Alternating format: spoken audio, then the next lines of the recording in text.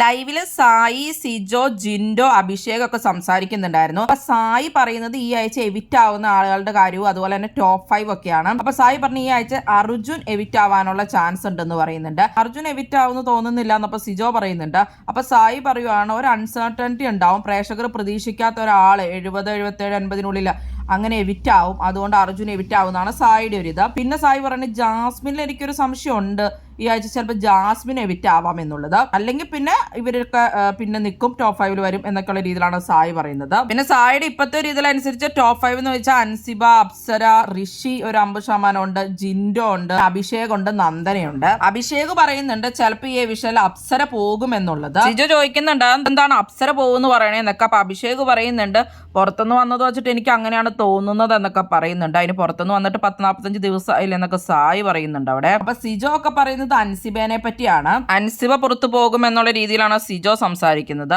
അർജുൻ പോകുന്നും പറഞ്ഞ് കുറച്ച് ദിവസമായി അപ്പൊ സായി തുടങ്ങിയിട്ട്. സായി നോമിനേഷനിൽ ഉണ്ടായിരുന്നെങ്കിൽ എന്തായാലും സായി തന്നെ ഔട്ട് ആയേനെ. അഭിഷേക് പറഞ്ഞത് ശരിയാവാനുള്ള എല്ലാ സാധ്യതയുമാണ് ഇപ്പൊ ഉള്ളത്. ഏറ്റവും വോട്ട് കുറവ് അപ്സരയ്ക്ക് തന്നെയാണ്.